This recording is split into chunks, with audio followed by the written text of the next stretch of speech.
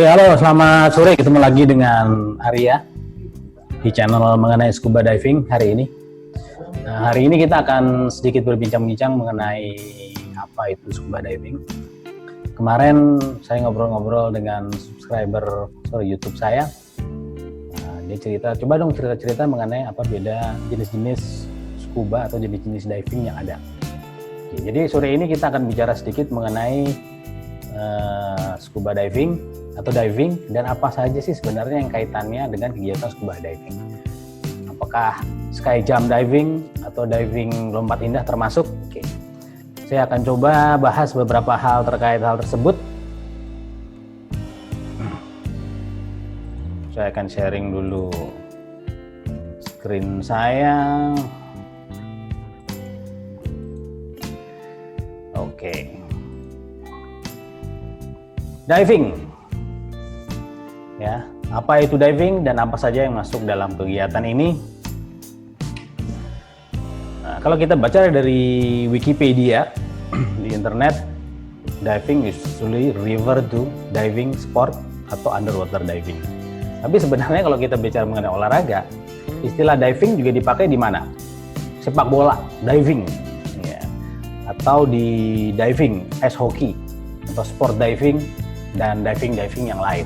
Tapi mungkin kali ini kita akan bahas tentunya mengenai underwater diving atau human activity atau kegiatan manusia untuk melakukan kegiatan di bawah air baik rekreasi maupun kaitannya sama pekerjaan. Bedanya di mana aja nanti kita akan bahas tentunya.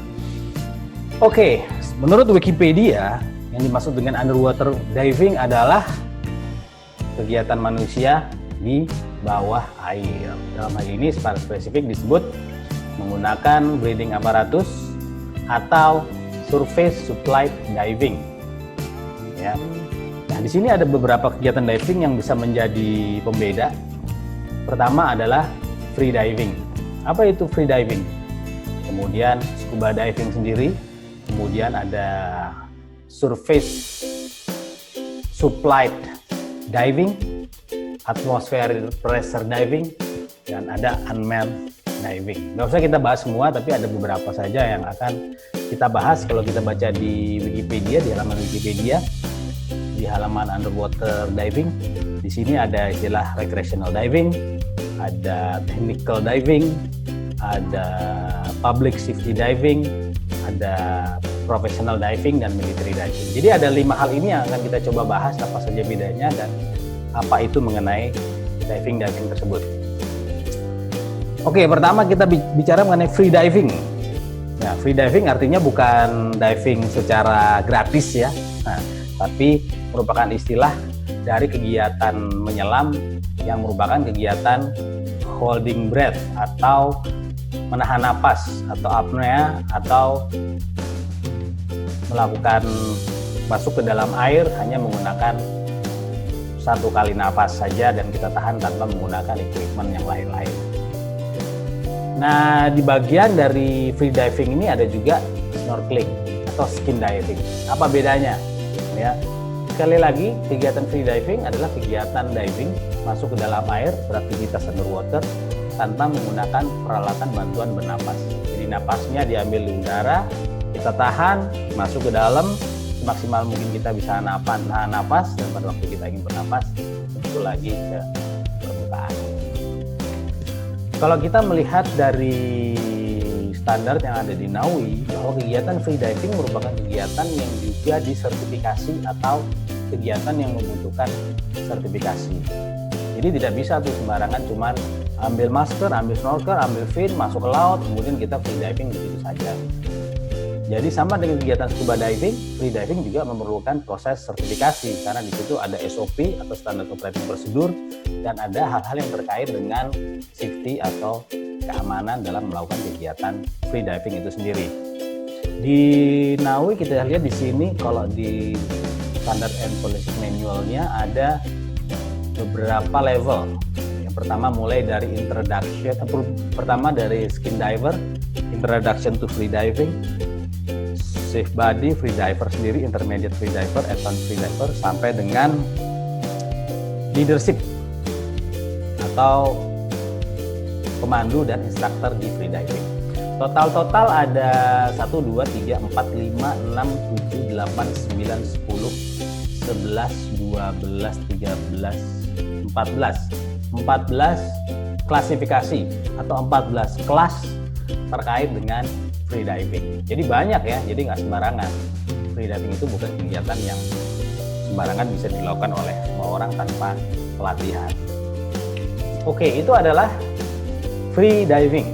Sekali lagi, freediving bukan diving secara gratis, tapi diving yang hanya mempergunakan nafas yang kita tahan pada waktu masuk ke air. Berikutnya akan kita bahas mengenai scuba diving.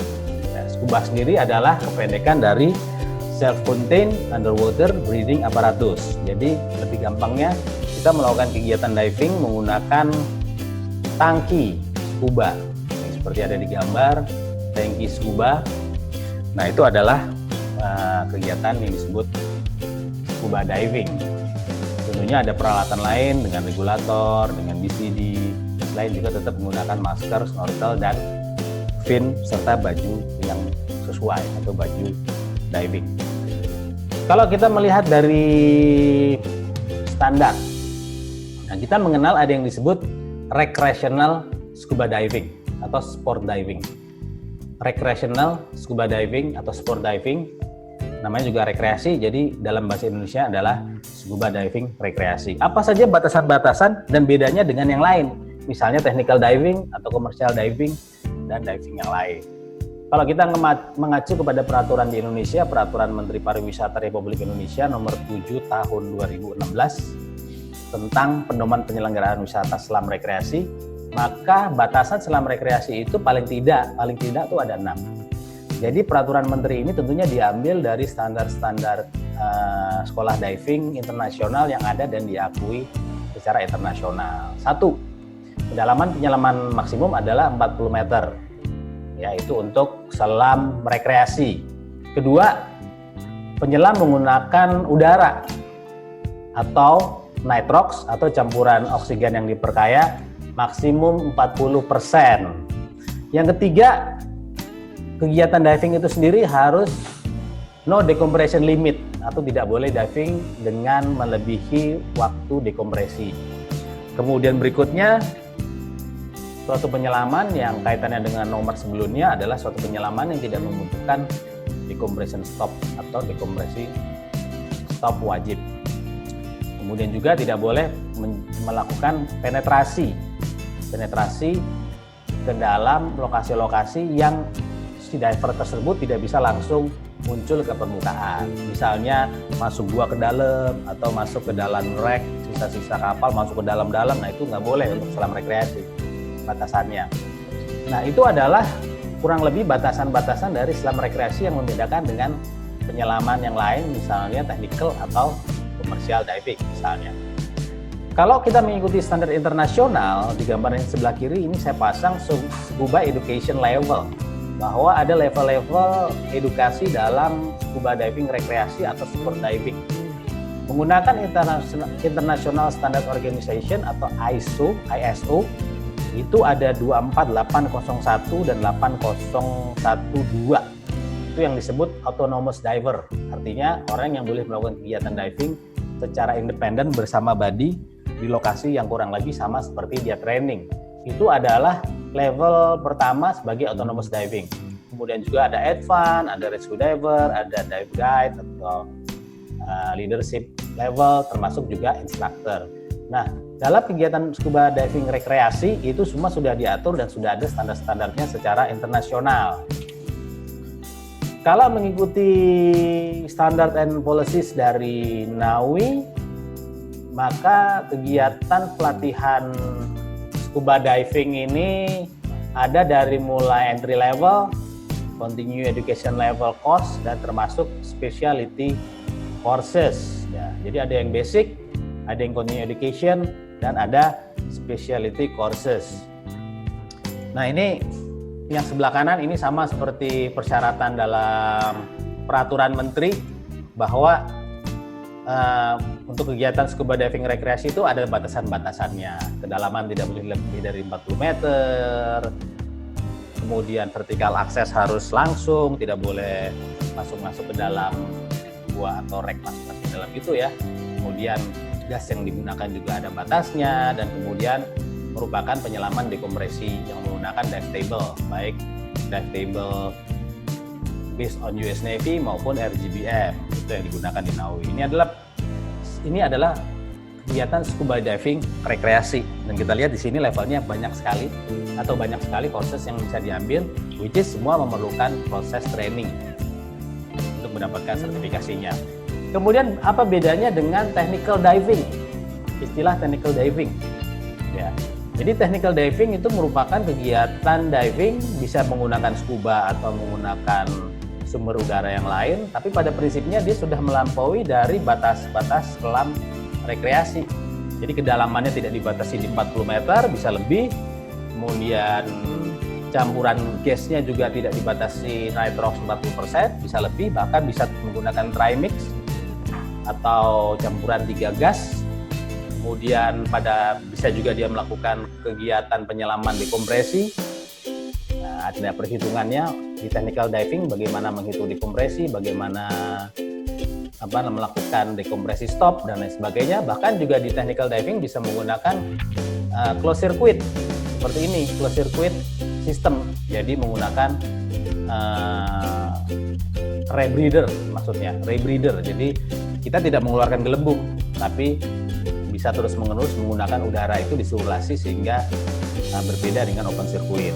Itu disebut closed circuit. Nah, ini adalah diving technical. Nah, biasanya agensi diving rekreasi atau scuba diving itu juga memiliki extension atau extended untuk technicalnya. Misalnya Naui itu punya yang disebut Naui Tech ya. Nah, kalau berdasarkan definisi dari Naui technical diving is a form of scuba diving. Jadi masuknya masih scuba diving that exceed the typical recreation limit, yang melebihi dari batasan diving rekreasi standar, sehingga bisa melakukan kegiatan diving lebih dalam dan bisa lebih lama. Dalam hal ini technical diving termasuk teknik diving dekompresi dan juga menggunakan mixture atau campuran dari gas, bisa dual atau trimix. Oke, itu adalah technical diving. Jadi udah kita tahu ya bedanya antara scuba diving rekreasi dengan technical diving. Ya, kalau kita dibatasi kedalaman, kemudian dia bisa melakukan penyelaman dekompresi, dan bisa juga penetrasi dan seterusnya. Kalau di standarnya Naui, kursus technical itu ada banyak. Ya, kalau bisa dilihat di sini ada beberapa, cukup banyak. Mulai dari introduction to technical diving, kemudian technical decompression diver, ada helitrox diver, trimix diver menggunakan 3 gas trimix. Termasuk dalam hal ini ada technical side mount diver, ada cave diving. Di Naui itu cave diving ada 1, 2, 3, 4, 5 klasifikasi kelas cave diving. Mulai dari cavern diving sampai cave diver guide. Ada juga mine diver dan seterusnya. Ada juga wreck penetration dan tentunya rebreather, penggunaan closed circuit rebreather diving. Untuk menjadi seorang instruktur diving technical tentunya kualifikasinya beda dengan seorang instruktur diving rekreasi biasa. Berikutnya ada lagi yang kita sering sebut sebagai public safety diving. Apa itu public safety diving? Public safety diving adalah kegiatan diving yang tujuannya untuk melakukan rescue, fire rescue, search and rescue, termasuk public safety rescue. Ya kayak kemarin kejadian ada misalnya pesawat terbang jatuh di laut. Nah, kegiatan yang dilakukan berikutnya adalah rescue kan. Nah, itu dibutuhkan seorang diver dengan sertifikasi public safety diving. Jadi seharusnya untuk melakukan kegiatan rescue di kegiatan yang dicontohkan seperti itu tidak bisa seorang recreational diving certified melakukan kegiatan penyelamatan tersebut, karena seharusnya untuk melakukan kegiatan penyelamatan tersebut dia harus memiliki rank atau memiliki sertifikasi yang disebut public safety diving. NAUI Internasional atau NAUI Worldwide juga memiliki standar untuk pelatihan atau training atau kursus di public safety diving. Itu ada beberapa di sini, ada public safety diver, ada public safety diver leadership, ada public safety diver instructor, dan public safety diver instructor examiner. Jadi ini sesuatu kegiatan diving yang sama sekali berbeda dengan kegiatan diving rekreasi biasa. Instrukturnya juga untuk public safety diving memiliki rank atau memiliki kualifikasi dan memiliki standar yang berbeda dengan instruktur sport diving biasa atau diving rekreasi. Nah, ini adalah contoh bagaimana standar di NAUI mengenai public safety diving. Ada persyaratan usia, kemudian juga minimum harus bersertifikat advanced scuba diver, dan dia harus memiliki sertifikat first aid, khususnya first aid for diving professional atau setara. Lognya harus minimum 50, dan dia akan melakukan kegiatan-kegiatan training khusus untuk public safety diving dengan menggunakan peralatan juga yang khusus, seperti terlihat di gambar. Nah, jadi dia biasanya pakai full mask equipment sehingga dia bisa berkomunikasi. Kemudian juga dia biasanya menggunakan dress suit atau pakaian yang terlindung, karena biasanya operasi-operasi penyelamatan atau pencarian korban dan sebagainya itu bisa saja di tempat-tempat yang contaminated, tempat-tempat yang harus diri kita terlindung dari environment atau lingkungan yang berbahaya. Itu adalah contoh. Nah, kalau kita mengikuti kegiatan training public safety diving, pertama-tama kita akan menjadi member, baru public safety diving member, belum bisa jadi leader, belum bisa jadi pemimpinnya, baru menjadi kegiatan penolong. Dan itu ada persyaratannya, dia harus melakukan selama berapa lama untuk bisa kemudian dia mengambil sertifikasi leader. Scientific diving bagaimana? Kemudian military diving bagaimana? Nah, tentunya kalau military diving itu adalah kegiatan diving militer.